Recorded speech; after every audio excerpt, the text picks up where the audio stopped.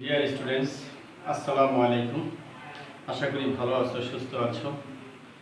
দীর্ঘদিন যাবৎ কলেজ বন্ধ থাকার কারণে সত্যিই তোমাদেরকে খুব মিস করছি। আশা করি সৃষ্টিকর্তা আমাদেরকে এই মহাদুর্য থেকে খুব শীঘ্রই উদ্ধার করবেন। যাই হোক, কলেজ বন্ধ বলে সব কিছু থেমে থাকবে না, সেজন্য এর মাঝে আমাদেরকে লেখাপড়া চালিয়ে নিতে হবে। তাই আইডিয়াল কলেজ কর্তৃক আয়োজিত ভার্চুয়াল ক্লাসে তোমাদেরকে স্বাগত। আজকে যে টপিকটা নিয়ে আমি আলোচনা করতে যাচ্ছি তা হচ্ছে ন্যারেশন। প্রথমে জেনে নেওয়া যাক ন্যারেশন কি, হোয়াট ইজ ন্যারেশন। আসলে বক্তা যা বলে সেটাই হচ্ছে ন্যারেশন বা স্পিচ বা উক্তি। Say for example, he says I am writing a letter. এটা একটা স্পিচ, এটাকে বলা হয় ডাইরেক্ট স্পিচ। তাহলে বক্তা সাধারণত যা বলে সেই কথাগুলোকে কোনো কথা ইংরেজিতে বলা বা লেখার জন্য দুই ধরনের পদ্ধতি অবলম্বন করা হতে পারে। একটা হচ্ছে ডাইরেক্ট স্পিচ, আর একটা হচ্ছে ইনডাইরেক্ট স্পিচ। কারণ direct speech he says I am writing a letter, আর তার ইনডাইরেক্ট স্পিচ হচ্ছে he Sage that he is writing a letter. এটা হচ্ছে ইনডাইরেক্ট স্পিচ। ডাইরেক্ট স্পিচ কাকে বলে? ডাইরেক্ট স্পিচ হচ্ছে বা ডাইরেক্ট ন্যারেশন হচ্ছে বক্তা ভাষ্যকে হুবহু বা অবিকল তার মতো করে উপস্থাপন করা। আর ইনডাইরেক্ট স্পিচ হচ্ছে বক্তা ভাষ্যকে হুবহু উদ্ধৃত না করে অর্থ ঠিক রেখে নিজের মতো করে উপস্থাপন করার নামই হচ্ছে ইনডাইরেক্ট স্পিচ বা ইনডাইরেক্ট ন্যারেশন। যেমন এখানে direct he says I am writing a letter, তার ইনডাইরেক্ট স্পিচ হচ্ছে he says that he is writing a letter. এখন আমি আলোচনা করতে যাচ্ছি কিভাবে আমরা ডাইরেক্ট স্পিচকে ইনডাইরেক্ট ন্যারেশনে বা ইনডাইরেক্ট স্পিচে পরিবর্তন করব। প্রথমতই ধরা যাক ডাইরেক্ট স্পিচ, হি সেজ। এখানে রিপোর্টিং ভার্ব হচ্ছে সেজ, আর এই যে ইনভার্টেড কমার মধ্যে যা আছে পুরোটাকে বলা হয় রিপোর্টেড স্পিচ। তাহলে যদি আমি রিপোর্টিং ডাইরেক্ট ন্যারেশনকে ডাইরেক্ট স্পিচকে ইনডাইরেক্ট স্পিচে পরিবর্তন করতে চাই, তাহলে আমাকে পরিবর্তন করতে হবে প্রথমত রিপোর্টিং ভার্ব। রিপোর্টিং ভার্ব কিভাবে পরিবর্তন হবে? According to reported speech. তার আগে বলে নিচ্ছি, যদি রিপোর্টিং ভার্ব প্রেজেন্ট বা ফিউচার টেন্সে হয় তাহলে রিপোর্টেড স্পিচের টেন্সের কোনো পরিবর্তন হবে না। দ্বিতীয় নাম্বার আমাকে পরিবর্তন করতে হবে রিপোর্টেড স্পিচের পার্সোনাল টেন্সকে। তৃতীয়ত, যদি রিপোর্টেড স্পিচে কোনো নিকটতম বা দূরবাচক শব্দ থাকে সেগুলোকে পরিবর্তন করতে হবে। ফাইনালি আমাকে কি করতে হবে? এই যে ইনভার্টেড কমা উঠিয়ে সেখানে একটা কনজাংশন হয় that, either that or whether or if or to বসাতে হবে। প্রথমেই আমি আলোচনা করতে যাচ্ছি আজকে কিভাবে টেন্সের পরিবর্তন নিয়ে। অর্থাৎ ডাইরেক্ট স্পিচের যদি রিপোর্টেড স্পিচের টেন্সের পরিবর্তন, যদি ডাইরেক্ট স্পিচে রিপোর্টিং ভার্বটি প্রেজেন্ট অথবা ফিউচার টেন্সে থাকে তাহলে রিপোর্টেড স্পিচের টেন্সের কোনো পরিবর্তন হবে না। ফর এক্সাম্পল, এই যে উদাহরণটা যেটা দেওয়া আছে, he says I am writing a letter, এখানে সেজটা হচ্ছে প্রেজেন্ট ফর্মে আছে, যার জন্য রিপোর্টেড স্পিচের টেন্সের কোনো পরিবর্তন হয়নি, জাস্ট পার্সনের পরিবর্তন হয়েছে। He says that he is writing a letter. পক্ষান্তরে যদি এই রিপোর্টিং ভার্বটা পাস্ট টেন্সে থাকে, যেমন হি সেড, অর্থাৎ পাস্ট টেন্সে আছে, তাহলে রিপোর্টেড স্পিচের টেন্সের পরিবর্তন হবে। সেটা কিভাবে পরিবর্তন হবে সেটাই আমি আলোচনা করতে যাচ্ছি। প্রথমত হচ্ছে রিপোর্টেড স্পিচের টেন্স যদি প্রেজেন্ট ফর্মে থাকে করেসপন্ডিং পাস্ট টেন্সে পরিবর্তন হবে। অর্থাৎ যদি রিপোর্টেড স্পিচের টেন্সটা যদি প্রেজেন্ট ইনডিফিনিট টেন্স হয় তা পরিবর্তিত হয়ে past indefinite tense হবে। তাহলে দেখলাম এই রিপোর্টেড স্পিচটা যদি প্রেজেন্ট ইনডিফিনিট টেন্স হয় পরিবর্তিত হয়ে পাস্ট ইনডিফিনিট টেন্স হবে, যদি প্রেজেন্ট কন্টিনিউয়াস হয় পরিবর্তন হয়ে পাস্ট কন্টিনিউয়াস হবে, প্রেজেন্ট পারফেক্ট হলে পাস্ট পারফেক্ট হবে, প্রেজেন্ট পারফেক্ট কন্টিনিউয়াস হলে পাস্ট পারফেক্ট কন্টিনিউয়াস হবে, যদি পাস্ট ইনডিফিনিট হয় তাহলে পাস্ট পারফেক্ট হবে, আর যদি পাস্ট প্রেজেন্ট পাস্ট কন্টিনিউয়াস হয় তাহলে হবে পাস্ট পারফেক্ট কন্টিনিউয়াস। ব্যতিক্রম এক্সেপশন, এক্সেপশনটা কি? যদি রিপোর্টেড স্পিচে দুই বা ততোধিক পাস্ট ফর্মের ভার্ব থাকে তাহলে তার কোনো পরিবর্তন হবে না। ফর এক্সাম্পল, যেমন he said last year I went to Sabah and visited the National Memorial. আমি এখানে লিখলাম he said last year I went to Sabah and visited the National Memorial। তাহলে এখানে দেখা যাচ্ছে I went to Sabah, এই went একটা past ফর্মের ভার্ব এবং visited ফার্স্ট ফর্মের, অর্থাৎ দুইটি ফার্স্ট ফর্মের ভার্ব আছে, সেজন্য এটা ইনডাইরেক্ট স্পিচে পরিবর্তন করার সময় সেখানে তার কোনো পরিবর্তন হবে না। তাই ইনডাইরেক্ট কি হবে? he said that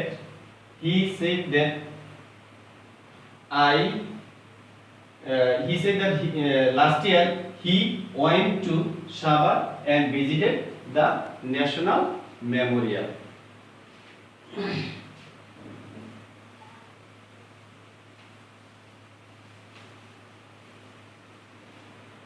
এবার দ্বিতীয় পয়েন্টে আসছি, যদি রিপোর্টেড স্পিচে মাস্ট থাকে তাহলে মাস্ট পরিবর্তন হয়ে হ্যাড টু হয়, কমন। কিন্তু আনকমন বিষয়টা কি? মাস্ট দ্বারা যদি কোনো রুল বা প্রিন্সিপাল বোঝায় তাহলে সেই মাস্টের কোনো পরিবর্তন হবে না। ফর এক্সাম্পল, যেমন normal he said you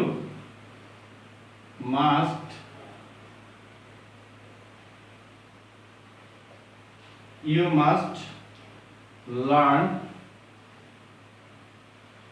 your lesson। এটা পরিবর্তন হবে he said that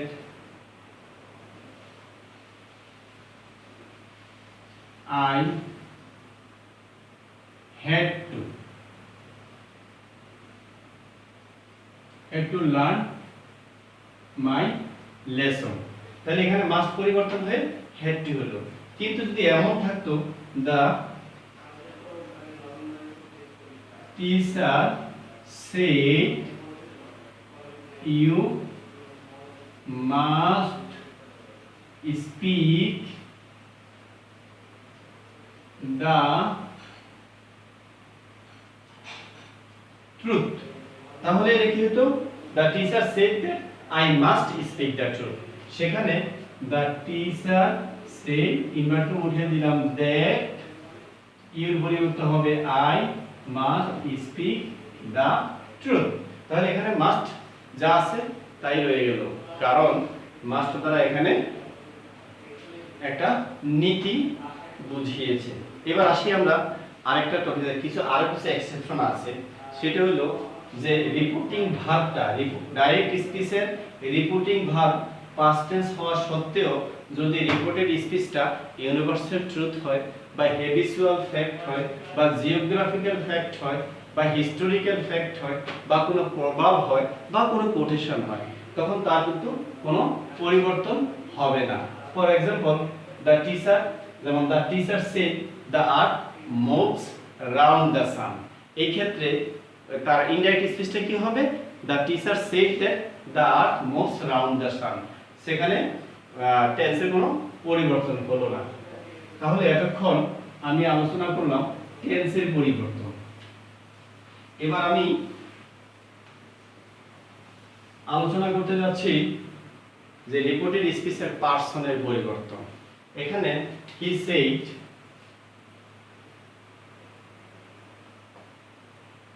to me I shall do my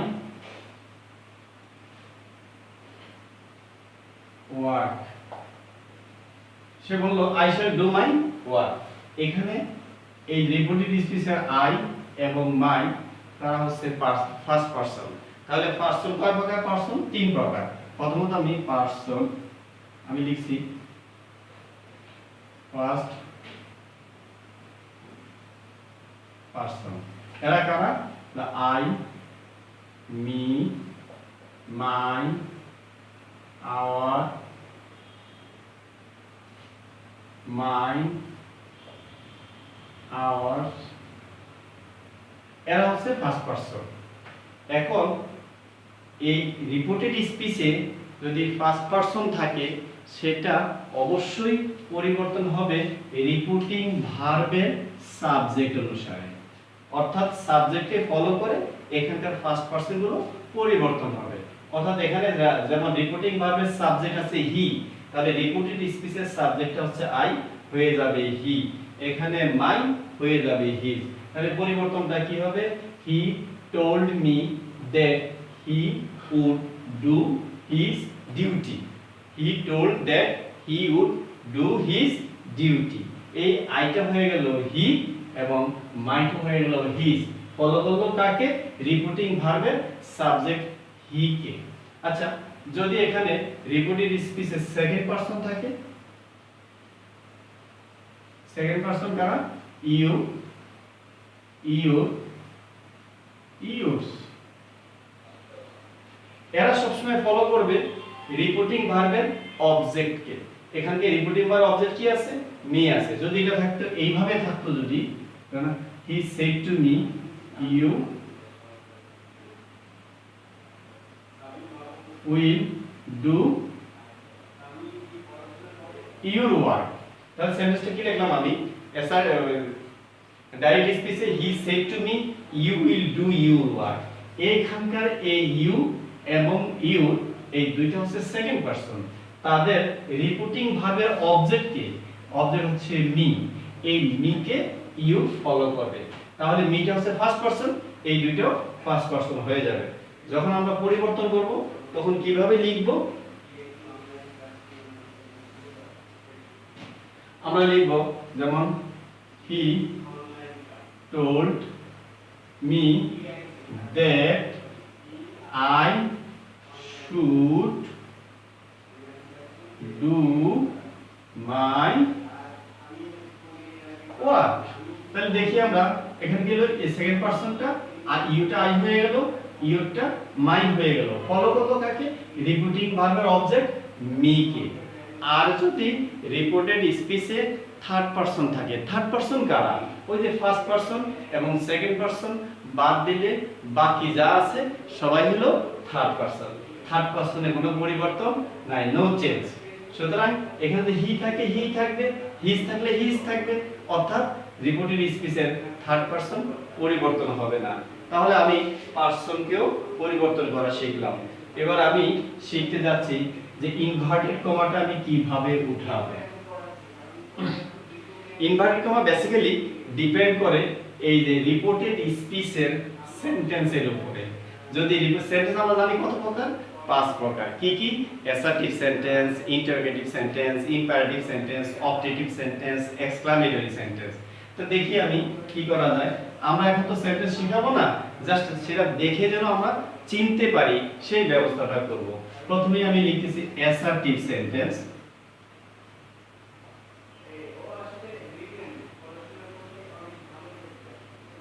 স্ট্রাকচারটা কি হবে? Subject plus verb plus extension. শেষে কি থাকে? একটা ফুল স্টপ থাকে। গেল অ্যাসার্টিভ সেন্টেন্স। আমি 2 নম্বরে লিখতেছি ইম্পারেটিভ সেন্টেন্স।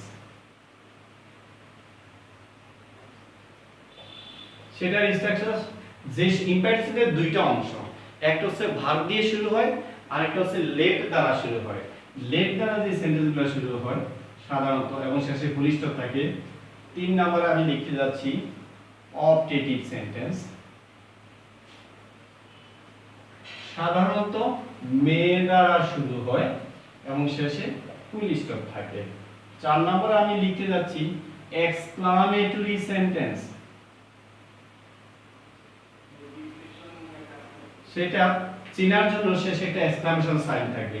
এই চারটা ক্ষেত্রে এই চারটার যে কোনোটা যদি রিপোর্টেড স্পিচ হিসাবে ইনভার্টেড কমার মধ্যে থাকে তাহলে ইনভার্টেড কমা উঠাবার জন্য আমরা দ্যাট বসাবো।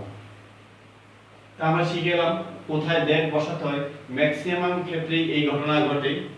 এবার দ্বিতীয় পর্যায়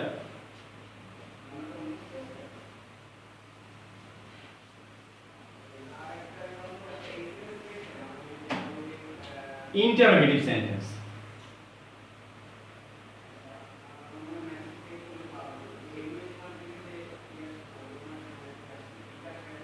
Interrogative sentence যে সেন্টেন্সগুলো ইয়েস জবাব হয় ইয়েস নো অর্থাৎ প্রশ্ন করা, যেটা অক্সিলারি ভার্ব দিয়ে শুরু হয় এবং শেষে একটা এক্সক্লামেশন সাইন থাকে। সেটা ইনভার্টেড কমা উঠাবার জন্য আমরা ইফ অথবা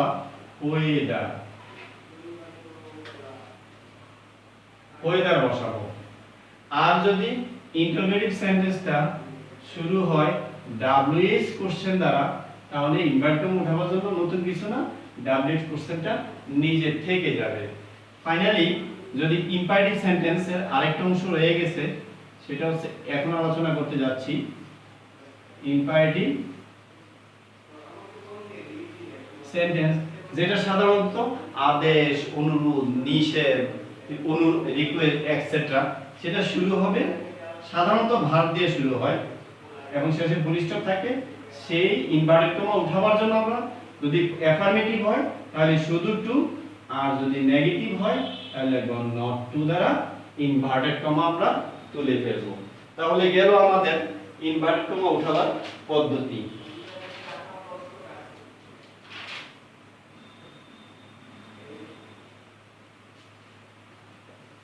তাহলে আমরা আজকে এখানে কি শিখতে পারলাম?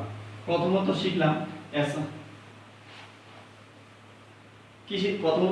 আমরা ন্যারেশন কি, ন্যারেশন বা স্পিচ কয় প্রকার, ন্যারেশন দুই প্রকার, direct indirect speech. Direct speech কাকে বলে, ইনডাইরেক্ট স্পিচ কাকে বলে। ডাইরেক্ট স্পিচ থেকে ইনডাইরেক্টে পরিবর্তন করার জন্য তিনটা রুল শিখেছি। একটা হচ্ছে আমরা কিভাবে রিপোর্টেড স্পিচের টেন্সের পরিবর্তন করব। 2 নম্বরে শিখেছি রিপোর্টেড স্পিচের পার্সনের পরিবর্তনগুলো শিখিয়েছি। 3 নম্বরে শিখলাম আমরা রিপোর্টিং ইনভার্টেড কমা উঠাবার পদ্ধতিগুলো আমরা শিখলাম। তাহলে বাকি আর কি রইল? বাকি অংশ যেটা রইল সেটা আমরা পরবর্তী ক্লাসে আলোচনা করব। আসলে ইন্টারমিডিয়েট লেভেলে এই সেন্টেন্স ন্যারেশন আসে না, আসে passage narration. Passage is nothing but the combination of sentence narration. Just sentence narration যদি আমরা একটু ভালো করে মনোযোগ দিয়ে বুঝি, প্যাসেজ ন্যারেশনটা আমাদের জন্য অত্যন্ত সহজ হয়ে যাবে। তবে আজকে এইটুকুনি, ইনশাআল্লাহ পরবর্তী ক্লাসে আমরা পরের অংশটা নিয়ে আলোচনা করব। আশা করি তোমরা বুঝতে পেরেছো এবং আমার সাথে থাকার জন্য ধন্যবাদ। এবং পরবর্তী ক্লাসে আবার আমন্ত্রণ জানাচ্ছি এবং পরের ক্লাসে আরো ডিটেইলস নিয়ে আলোচনা করব। সবাইকে ধন্যবাদ।